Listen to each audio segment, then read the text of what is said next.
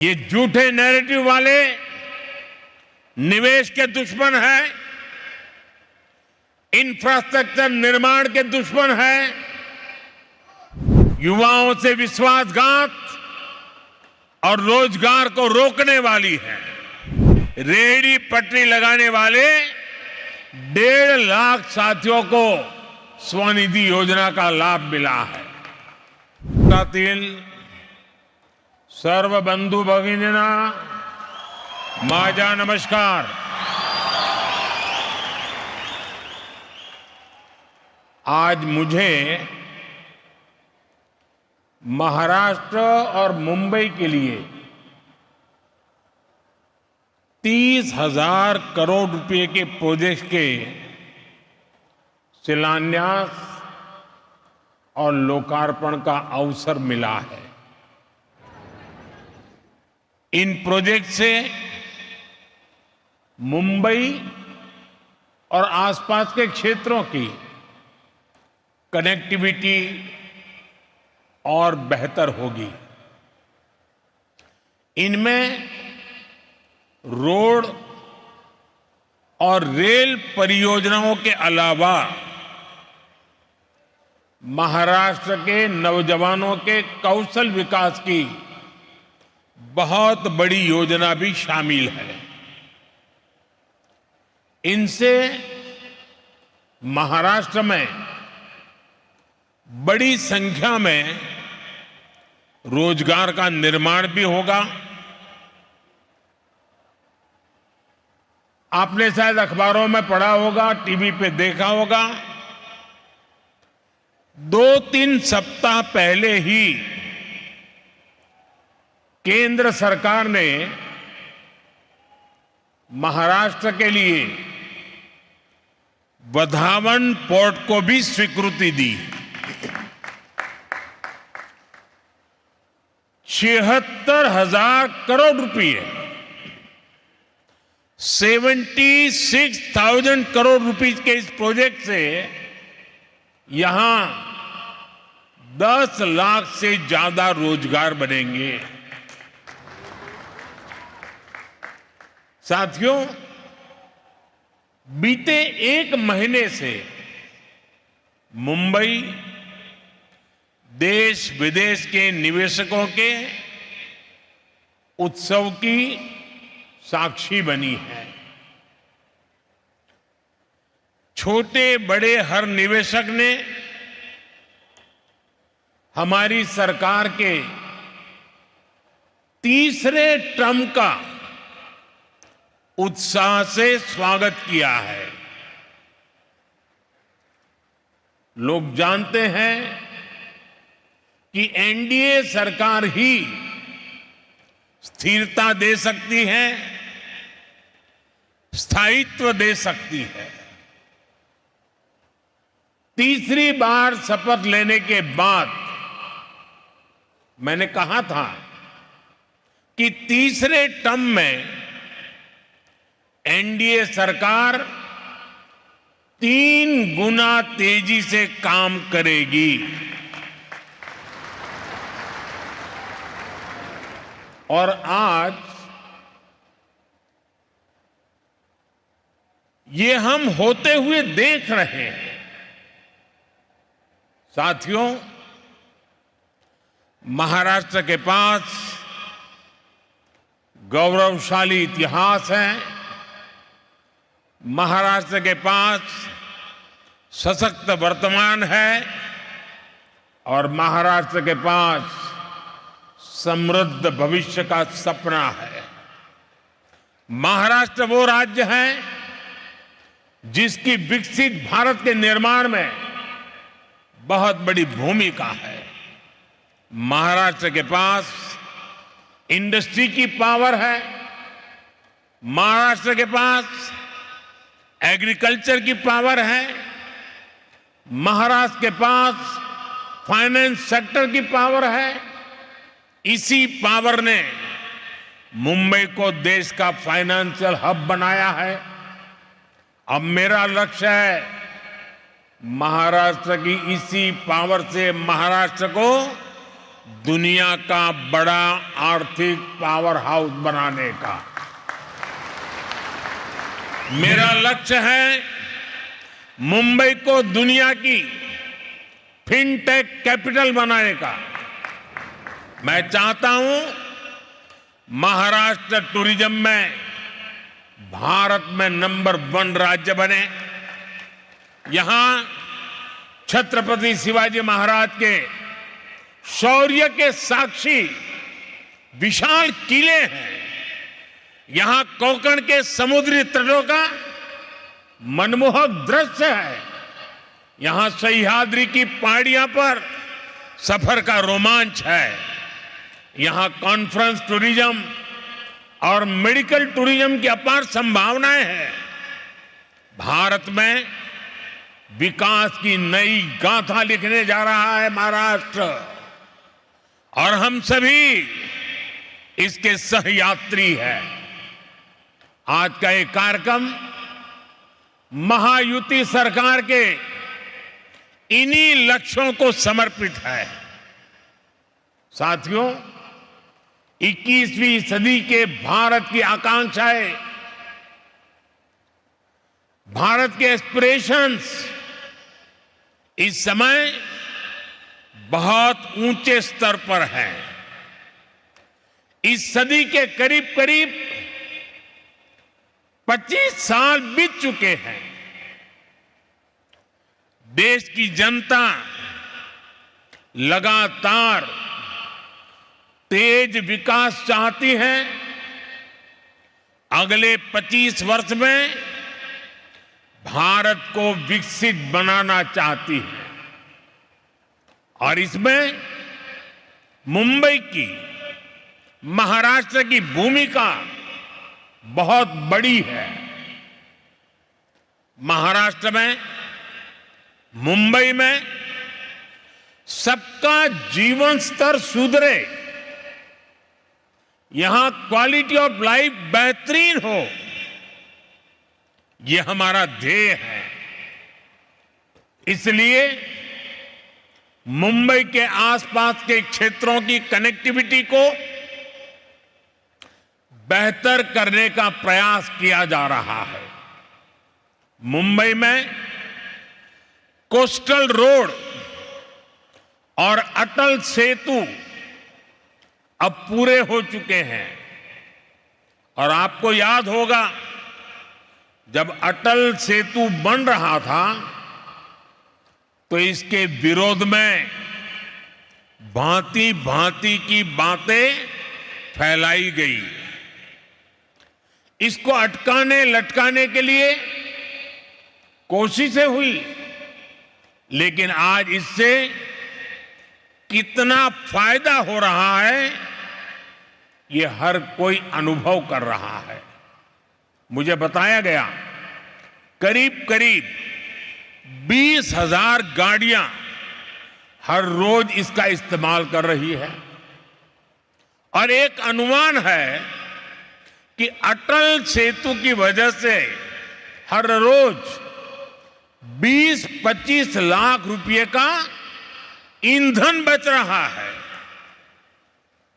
और इतना ही नहीं, लोगों को पनवेल जाने में अब करीब 45 मिनट कम लगता है, यानी समय का फायदा और पर्यावरण का फायदा। इसी अप्रोच के साथ हम मुंबई के ट्रांसपोर्ट सिस्टम को आधुनिक बना रहे हैं। मुंबई मेट्रो के विस्तार का काम भी तेज गति से चल रहा है। 10 वर्ष पहले मुंबई में सिर्फ 8 किलोमीटर ही मेट्रो लाइन थी। 10 साल पहले सिर्फ 8 किलोमीटर, जबकि आज ये करीब करीब 80 किलोमीटर पहुंच चुकी है। इतना ही नहीं, मुंबई में अभी लगभग 200 किलोमीटर मेट्रो नेटवर्क पर काम चल रहा है। साथियों, आज भारतीय रेल का जो कायाकल्प हो रहा है, उसका मुंबई को, महाराष्ट्र को भी बहुत लाभ हो रहा है। छत्रपति शिवाजी महाराज टर्मिनस, नागपुर और अजनी स्टेशन का रीडेवलपमेंट तेज गति से प्रगति पर है। आज छत्रपति शिवाजी महाराज टर्मिनस और लोकमान्य तिलक स्टेशन पर नए प्लेटफॉर्म्स का लोकार्पण भी हुआ है। इससे 24 कोच वाली ट्रेनें, यानी लंबी ट्रेनें भी यहां से चल पाएगी। साथियों, बीते 10 साल में महाराष्ट्र में नेशनल हाईवे की लंबाई बढ़कर 3 गुना हो चुकी है। Goregaon Mulund link road project प्रगति और प्रकृति के तालमेल का शानदार उदाहरण है। आज ठाणे से बोरीवली के ट्विन टनल प्रोजेक्ट पर भी काम शुरू हो रहा है। इससे ठाणे और बोरीवली के बीच की दूरी कुछ ही मिनटों तक सिमट जाएगी। एनडीए सरकार का ये भी निरंतर प्रयास है कि हमारे तीर्थों का विकास हो, तीर्थ यात्राओं में सुविधाएं बढ़ती रहें। हम सब जानते हैं, इस समय पंढरपुर वारी में लाखों श्रद्धालु पूरे भक्ति भाव से हिस्सा ले रहे हैं। पुणे से पंढरपुर की यात्रा सुगम हो, श्रद्धालुओं को सुविधाएं मिले, इसकी चिंता एनडीए सरकार ने की है। संत ज्ञानेश्वर पालकी मार्ग करीब 200 किलोमीटर पूरा हो चुका है। संत तुकाराम पालकी मार्ग भी 110 किलोमीटर से ज्यादा पूरा किया जा चुका है। बहुत ही जल्द ये दोनों मार्ग भी यात्रियों की सेवा के लिए तैयार हो जाएंगे। सर्व वारकऱ्यांना मी अतिशय मनापासून शुभेच्छा देतो आणि पंढरीच्या विठ्ठलाला कोटी कोटी नमन करतो। भाइयों और बहनों, कनेक्टिविटी के ऐसे इंफ्रास्ट्रक्चर, इससे पर्यटन, खेती और उद्योग सभी को लाभ हो रहा है। इससे रोजगार के नए अवसर बन रहे हैं। जब अच्छी कनेक्टिविटी होती है तो उससे महिलाओं को सुविधा, सुरक्षा और सम्मान भी मिलता है। यानी एनडीए सरकार के ये काम गरीब, किसान, नारी शक्ति और युवा शक्ति को सशक्त कर रहे हैं।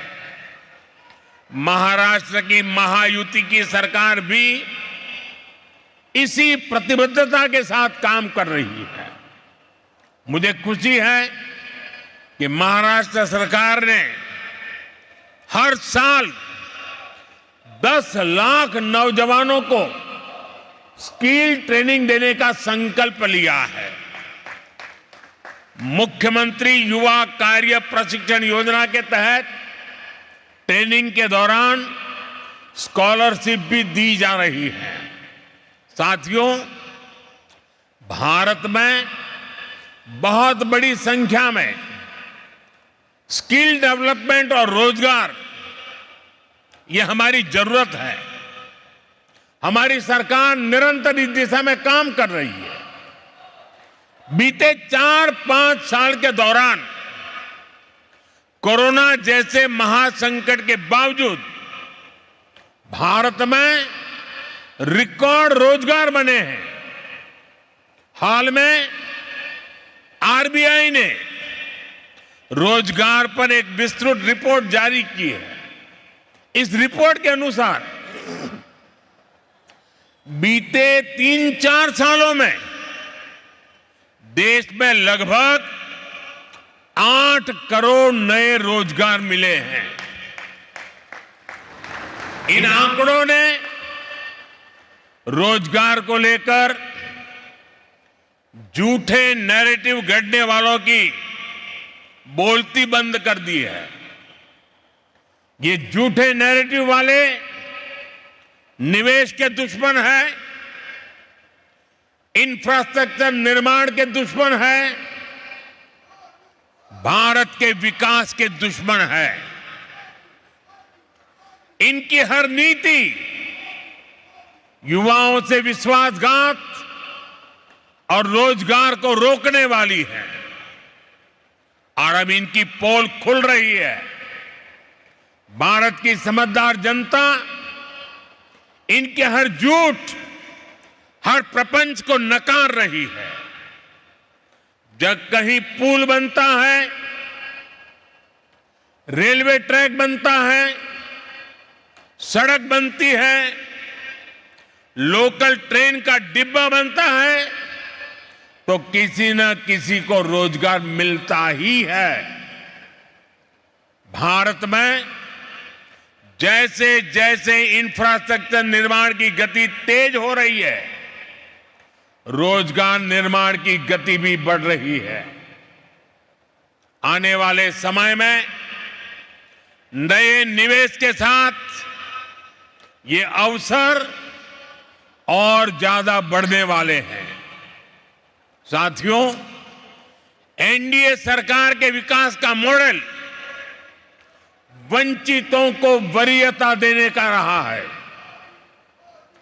जो दशकों से अंतिम पंक्ति पर रहे हैं, उनको हम प्राथमिकता दे रहे हैं। नई सरकार के शपथ लेते ही हमने गरीबों के लिए पक्के घर और किसानों से जुड़े बड़े फैसले लिए हैं। अभी तक 4 करोड़ गरीबों को पक्के घर मिल चुके हैं। आने वाले सालों में 3 करोड़ और गरीब परिवारों को पक्के घर मिलेंगे। इनमें महाराष्ट्र के भी लाखों गरीब, दलित, पिछड़े, आदिवासी परिवार शामिल है। एक अच्छा आवास हर परिवार की जरूरत ही नहीं, बल्कि उसकी गरिमा से भी जुड़ा है। इसलिए हम शहरों में रहने वाले गरीब और मध्यम वर्ग दोनों के घर का सपना पूरा करने में जुटे हैं। साथियों, रेहड़ी फुटपाथ वाले साथियों को भी गरिमापूर्ण जीवन मिले, ये हमारा कमिटमेंट है। इसमें स्वनिधि योजना बहुत काम आ रही है। इस योजना के तहत अभी तक 90 लाख लोन स्वीकृत किए जा चुके हैं। इसमें से करीब 13 लाख लोन यहां महाराष्ट्र के साथियों को मिले हैं। मुंबई में भी रेहड़ी पटरी लगाने वाले 1.5 लाख साथियों को स्वनिधि योजना का लाभ मिला है। बैंकों से मिल रही स्वनिधि की मदद इनके कारोबार को मजबूत कर रही है। और एक स्टडी कहती है कि जो लोग भी स्वनिधि योजना से जुड़े हैं, उनकी हर महीने कमाई करीब 2,000 रुपये तक बढ़ गई है। मतलब साल में 20-25 हजार रुपया अतिरिक्त कमाई बढ़ी है। साथियों, स्वनिधि योजना की एक और विशेषता का मैं जिक्र आपसे करना चाहता हूं। इस योजना के तहत लोन लेने वाले मेरे रेहड़ी पटरी ठेले वाले भाई बहन जो लोन ले रहे हैं, वो ईमानदारी से पूरा का पूरा लोन लौटा भी रहे हैं। और ये है मेरे गरीब का स्वाभिमान, ये है मेरे गरीब भाई बहनों की शक्ति। और आप ये जानकर हैरान रह जाएंगे कि स्वनिधि के लाभार्थी अब तक 3.25 लाख करोड़ रुपए का डिजिटल लेन देन कर चुके हैं। यानी ये डिजिटल इंडिया को भी अपने काम से बल दे रहे हैं, भारत को नई पहचान दे रहे हैं। साथियों, महाराष्ट्र ने भारत में सांस्कृतिक, सामाजिक और राष्ट्रवाद की चेतना का भी संचार किया है। छत्रपति शिवाजी महाराज, बाबा साहब आंबेडकर, महात्मा ज्योतिबा फुले, सावित्रीबाई फुले, अन्ना भाऊ साठे, लोकमान्य तिलक, वीर सावरकर, ऐसी अनेक अनगिनत महान संतानों की विरासत यहां की धरती में है। महाराष्ट्र की महान संतानों ने जिस प्रकार के समृद्ध समाज, जिस प्रकार के सशक्त राष्ट्र की कल्पना की थी, हमें उस दिशा में ही आगे बढ़ना है। हमें याद रखना है कि सद्भाव और सौहार्द में ही समृद्धि का रास्ता निहित है। इसी भावना के साथ एक बार फिर इन विकास कार्यों के लिए आप सबको बहुत बहुत बधाई, बहुत बहुत धन्यवाद। भारत माता की, भारत माता की, भारत माता की, बहुत बहुत धन्यवाद। आपका संबोधन प्रेरणा के स्रोत की पूंजी के रूप में बरकरार रहेगा।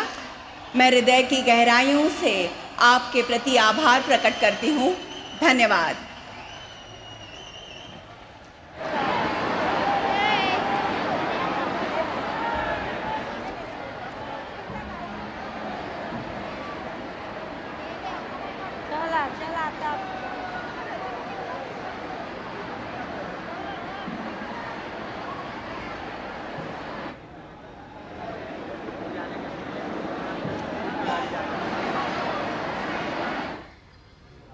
तो महाराष्ट्र के मुंबई से ये सीधी तस्वीरें आपको दिखा रहे थे, जहां पर प्रधानमंत्री नरेंद्र मोदी ने लगभग